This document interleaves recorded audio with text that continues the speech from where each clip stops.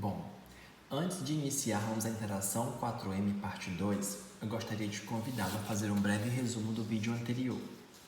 Para que possamos falar sobre mecanismos reguladores da melanogênese e ter um máximo de entendimento, eu achei importante destacarmos alguns conceitos e estruturas básicas.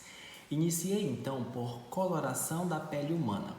Aqui eu disse que para que essa coloração aconteça, existe a necessidade da interação de alguns pigmentos, que são estes, dando então ênfase e destaque à melanina, que é o pigmento mais abundante na pele e também é responsável pelo pigmento do cabelo e da cor dos olhos, tendo a melanina função de coloração da pele, como acabamos de observar, mas também de fotoproteção. Então eu fiquei assim querendo saber onde que está a melanina em nossa pele. Eu apresentei para vocês que em nossa pele existem algumas estruturas situadas na camada epidérmica responsáveis pela produção e distribuição da melanina. Aqui no desenho eu mostrei para vocês que melanócitos e queratinócitos ambos estão na camada epidérmica e eles interagem por muitas vezes, sendo que o melanócito é a célula especializada na síntese de melanina. É o melanócito quem produz melanina. E o queratinócito é responsável pela síntese de queratina, como vocês puderam observar. Tudo bem até aqui? Então vamos lá. Interação 4M parte 2. O melanócito é uma célula que se destina da crista neural através da evolução de células chamada melanoblastos e está situado na camada basal ou camada germinativa da epiderme. É importante salientar uma coisa: o melanócito ele possui um núcleo termoativado. Isso quer dizer que ele é sensível ao calor, sendo este capaz de absorver, de perceber as radiações ultravioletas expostas à pele, sejam estas radiações de origem artificial ou sejam estas radiações de origem natural. E uma das mais comuns são as radiações de origem natural proveniente dos raios solares. Olha só, aqui nesta imagem, ela apresenta algumas características a mais. Percebam que eu acrescentei algumas estruturas. Como que a gente pode fazer essa leitura?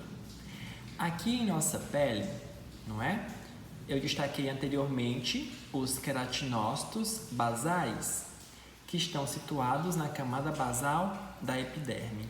Só que aqui, na medida que eu fui crescendo com a explicação, eu também fui acrescentando algumas estruturas e mostrei para vocês que nós também temos queratinócitos espinhosos, situados na camada espinhosa da epiderme. Aqui eu mostro para vocês também o melanócito, aquela mesma célula que eu destaquei no outro vídeo, e que este melanócito é responsável pela produção de melanina. Lembram? Sendo que este melanócito está situado na camada basal. Só que a melanina produzida por ele é capaz de chegar em camadas mais superficiais da epiderme, porque este tal melanócito tem alguns prolongamentos, como podem observar, tem alguns bracinhos. E estes bracinhos são chamados de dendritos. Estes bracinhos aqui, os dendritos, são capazes de manter a ligação do melanócito com a queratina que está ligada ao melanócito. A literatura diz que para cada melanócito nós temos cerca de 30 a 40 queratinócitos. Então existe uma grande ligação e um grande relacionamento entre eles. Vocês vão observar também que quando a radiação solar ela alcança a pele, o meu melanócito ele é atingido, ele consegue perceber essa radiação, produz melanina, e a melanina tem função de quê? De fotoproteção também.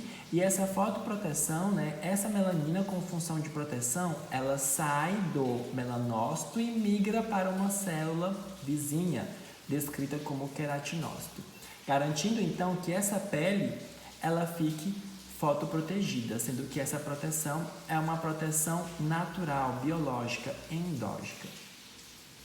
Vamos observar então a interação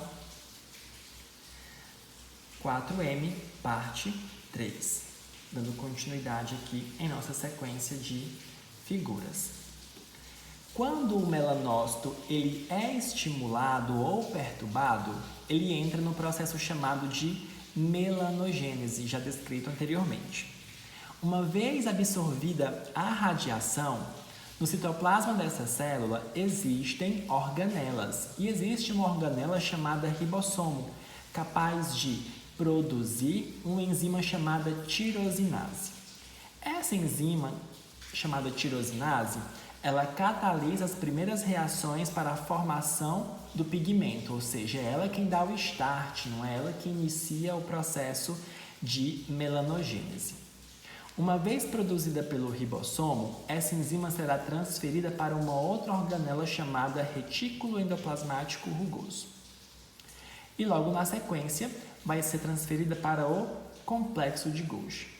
E no complexo de Golgi, como podem observar, ela é envolta por organelas chamadas melanossomos, que são responsáveis então pela produção, armazenamento e distribuição da melanina.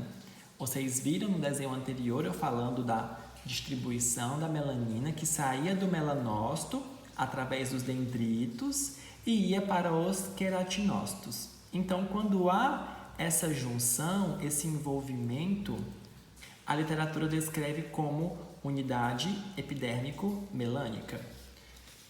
Aqui está, unidade epidérmico-melânica. E eu vou mostrar para vocês como que funciona aqui de forma bem tranquila. Eu já não vou mais escrever as estruturas citadas anteriormente, porque aqui eu estou fazendo a evolução das descritas pelo esquema. Aqui eu coloquei próximo ao núcleo do melanócito o retículo endoplasmático rugoso. Aqui está o complexo de Golgi. Aqui são as organelas, as vesículas chamadas melanossomos.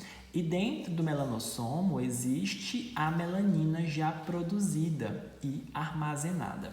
E logo aqui na periferia a gente consegue observar o pigmento melanina já formado e sendo migrado, sendo transferido para os queratinócitos que estariam aqui em cima. Conseguem perceber? O estímulo chegou, tá bom? A radiação, ou seja, qualquer outro estímulo chegou até a pele.